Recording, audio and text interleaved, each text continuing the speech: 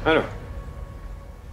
Pinapunta mo ba ako dito para makita kayong magkasama na masaya kayong aalis? Leon, hindi. Ikaw hayop ka eh. Baka mo to. Lalayo mo na nga itong si Christy sa akin. Idadamay mo pa yung anak ko. Anan, Leon. Kung nag-iisip ka at gagamitin mo yung kokote mo, alam mo mas safe yung anak mo sa Amerika kasama namin. Kaya ko kasing protektahan yung anak ko dito.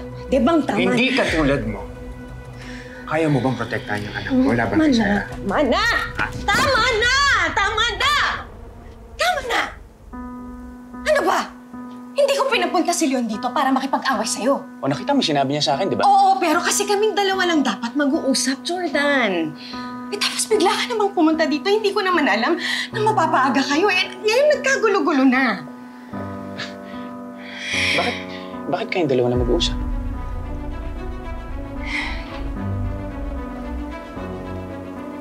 Kasi Jordan, nakapag-desisyon na ako. Gusto ko mag-usap muna kami ni Leon.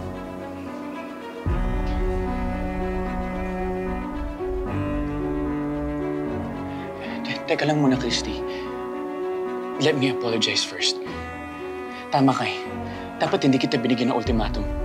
Dapat inintindi kita. So, kung ano man magiging desisyon mo, please pag-isipin mo. Hoy, hayaan mo na siya magsalita. Kung anong desisyon niya, yun yung masusunod. Christy, please. Jordan, ako naman. Matagal akong nag-isip. At simula pa lang, alam ko naman na ang dapat kong piliin kung ano yung mas makakabuti sa dalawa kong anak. Kaya aalis na kami. Leon.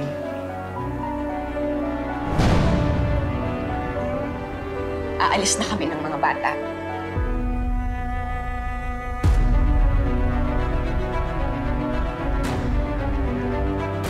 Leon, aalis kami, sasama kami kay Jordan papuntang Amerika.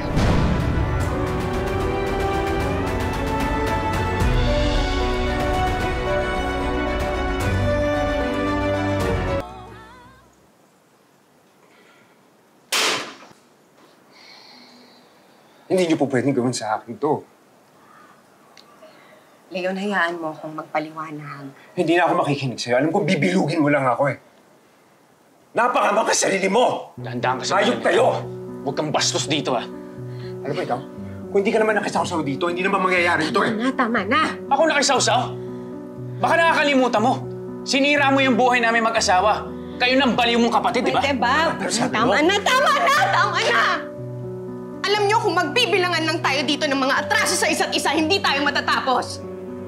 Kaya Jordan, please, doon ka na muna sa kwarto ni Tori. Hayaan mo na lang muna kami mag-usap.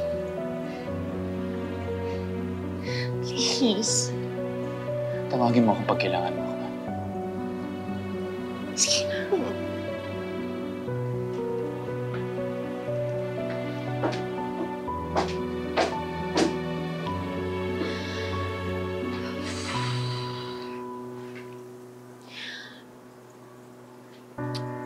Leon, I'm sorry.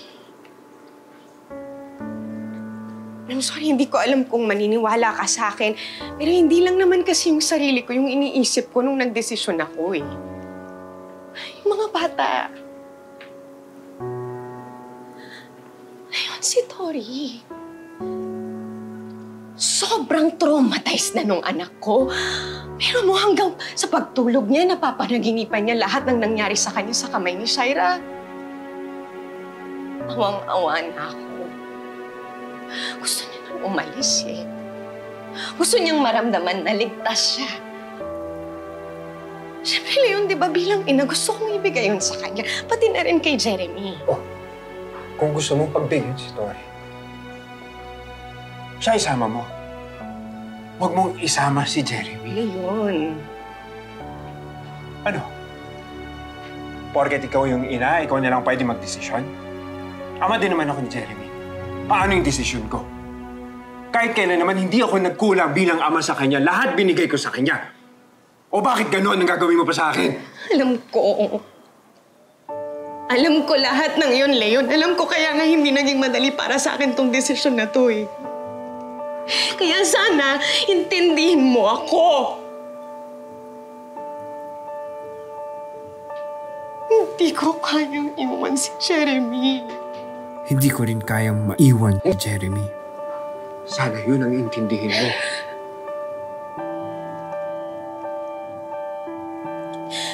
Wala nang pupuntahan tong usapan natin ngayon eh. Kaya sorry kung nabigla ka sa mga sinabi ko. Pero ngayon, isipan mo na lang ng mabuti. Saka na lang tayo mag-usap ulit.